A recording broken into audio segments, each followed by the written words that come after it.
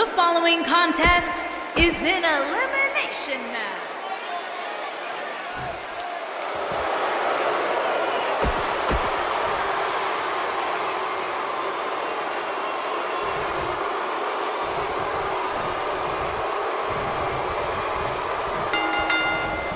Both legal men are in the ring and set to start things off here. We're ready to go. Tag team action in full effect, guys, and these superstars are about to show all you folks what it's all about. He's on the defensive here.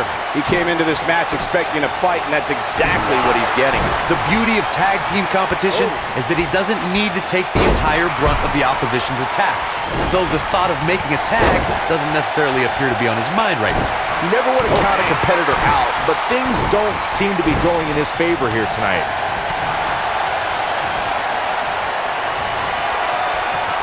Body press! Can he finish the job? Akam is in a real bad spot.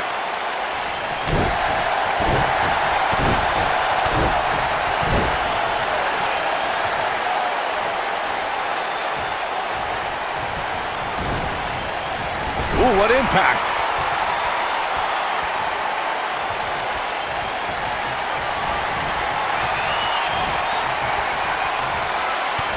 There have been times in sports entertainment when unlikely duos have formed, and over time they develop and bond and become an outstanding tag team combination.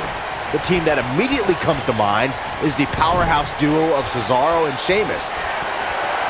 There's a tag.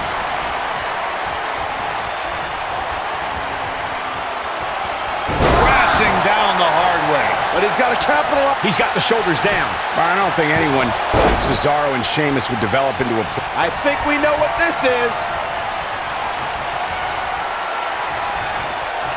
Oh, that kind of hit brings back bad memories. Brought in the hard way.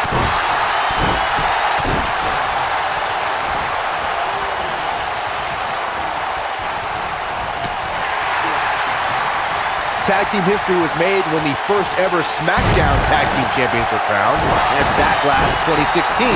The unlikely duo of Rhino and Heath Slater caught lightning in a bottle and ran through the tag team title tournament. In the finals, Rhino and Slater took on the Usos to see which team would be the inaugural Tag Team Champions. There was a lot on the line in the tag team tournament finals. The Usos wanted to add another tag team title reign to their resume and enjoyed the recognition of being the first ever SmackDown Tag Team Champions. The team of Rhino and Heath Slater was the team no one expected to be in the finals. Slater had extra motivation because he was fighting for a WWE contract. And at one point, it seemed like the Usos had everything well in hand, but Rhino and Heath Slater refused to lose. After a gore from Rhino practically cut Jimmy Uso in half, Rhino and Heath Slater went from an unlikely tag team to the first ever SmackDown Tag Team Champions. Never say never in WWE is absolutely right. In May of 2017, SmackDown Live saw an incredible women's tag team match when Charlotte Flair and Becky Lynch squared off against welcoming committee members Natalya and Carmella. The rivalry between these women got so intense that Naomi was in Flair and Lynch's corner. And Tamina, great job escaping, trying to turn this thing around. I think only a group as treacherous as the welcoming committee could bring Becky Lynch and Charlotte Flair back together. Natalya's power set the tone for the match and gave her team an advantage. That was until Carmella's overconfidence let the Irish last kicker turn the tide and get back into the match. And then it was elementary from there for the Irish-born superstar. Naomi did an excellent job of making sure any quote-unquote committee nonsense cost her girls the match. Once Becky Lynch got Carmella locked in the disarmor, there was nothing for the Staten Island Princess to do but to tap out. And it didn't take long for that to happen. For many years, members of the WWE Universe and the WWE locker room have felt that tag team matches should have two referees. One ref... Going for the run! Choke slam! This one's over, guys! That just echoed throughout this entire arena. Byron, earlier you raised a point that people have been talking about for years, and that's a second referee being appointed to tag team matches. I remember WWE Hall of Famer and former WWE President Gorilla Monsoon used to express his strong advocacy for two referees being appointed to tag team matches. It's something that's been talked about for decades, Michael, and I don't think it's ever going to happen. We've seen it on occasion, but I think it's best to let the superstars be responsible for themselves. And the appointed official for the match needs to do the job they're paid to do. Counter here. This is what makes him one of the best in the business. During the rivalry between the Hardy Boys and Cesaro and Sheamus over the Raw Tag Team Champ, Here's Razor. Nobody controls the pace of a match quite like this guy.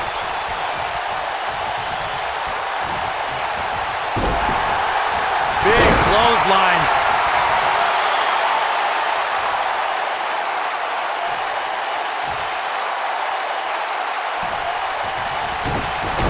The 2 out of 3 falls match that saw the Hardy Boys go at it with Cesaro and Sheamus was a throwback of sorts. Throughout the 1960s and 70s, championship title defenses and grudge matches were often decided in a 2 out of 3 falls format. Cesaro and Sheamus didn't waste any time and scored the decisive first fall after a brogue kick rocked Jeff Hardy. Cesaro and Sheamus wanted to continue their domination of Team Extreme, but the Hardys had other ideas as Matt tied things up at 1 fall apiece after a twist of fate on the Swiss Cyborg. After a swanton bomb by Jeff Hardy, the match broke down and the 3rd fall was ruled a double countout. When a superstar is in a tag team match and has endured heavy amounts of punishment, they must find a way back to their corner to tag. Militant, what a scary drop. But he's running on fumes here. Does he have enough left in him to capitalize? Moves like that have a way of reverberating throughout the entire body. Corey, you touched on this before. This one is over. Akam is in a real bad spot. Oh, nice belly to back. That could be a game changer.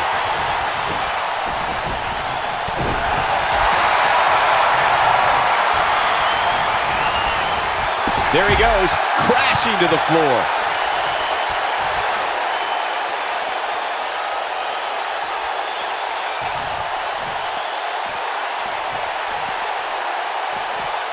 On, he dodges out of the way. What a strike. That's how you put an exclamation point on the end of a match, guys. Comes in off the tag.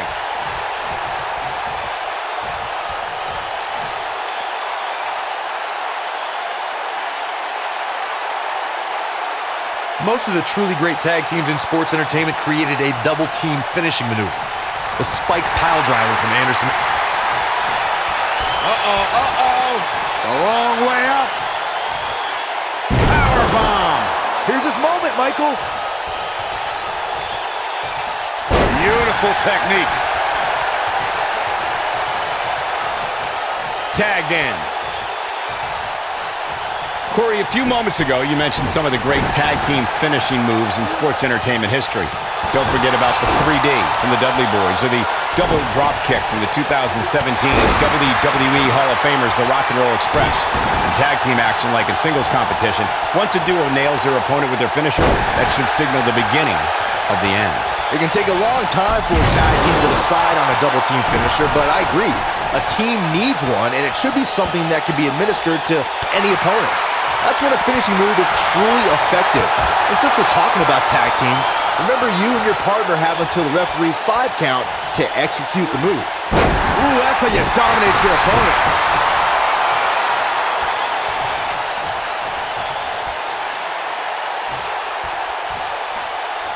Gets the tag.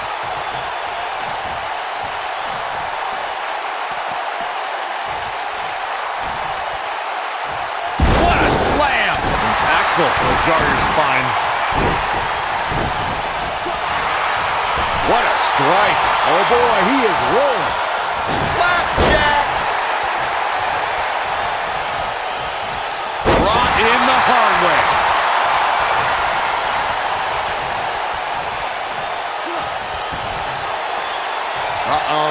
Going for the run. Slam! Wow, I'm just as surprised as you guys are. He's calling for it.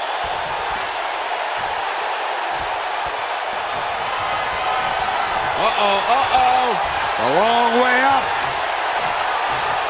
And a longer way down. Last ride. Pinning predicament. Razor has been eliminated. In off the tag.